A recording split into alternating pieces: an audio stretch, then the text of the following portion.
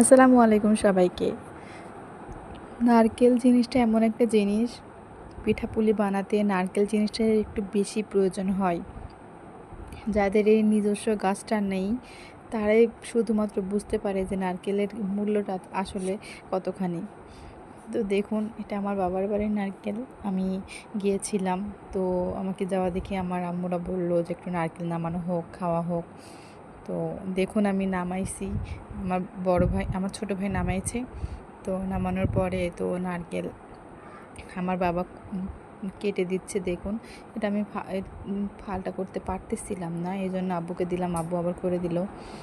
তো এভাবে করে নিয়ে ডাব, দেখেন কতগুলো ডাব, এই ডাব এখন আমার আব্বু আমাকে কেটে দিবে।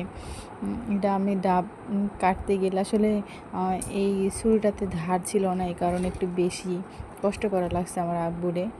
তো দেখুন, এর মধ্যে আমি মনে করছিলাম অনেকটা পানি আছে, কিন্তু যে পর্যায়ে কচি, এটা একটু শক্ত, কচিটা বাড়িটা আসার পরে দেখতে পাবেন এটা কিন্তু এর মধ্যে ছোবা হয়ে গেছিলো। নারকেলের ভিতরে যে অংশটি, এটা খুব গাঢ় হয়নি, কিন্তু একেবারে নারকেল হয়ে যায়নি, কিন্তু ছোবা হয়েছিল, একটু মোটা।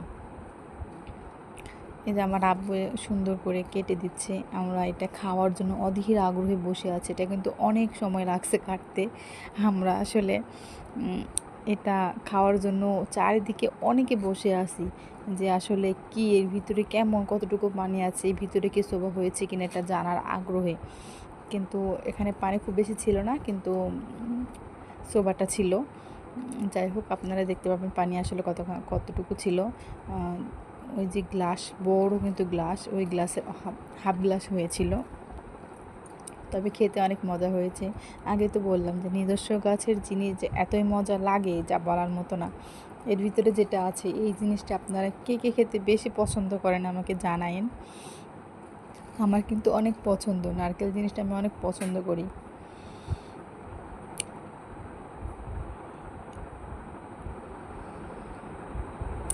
এখনই দেখতে পাবেন যে কতটুকু পানি এর মধ্যে আছে, কিন্তু হাফ গ্লাস, অনেকটুকু পানি আছে, খুব কম না, খুব বেশিও না।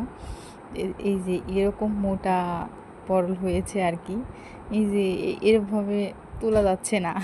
তো আমার আব্বু যেহেতু তোলা যাচ্ছে না, এই জন্য মোটা একটা সোপা দিয়ে এত সুন্দর করে তুলে দিচ্ছে।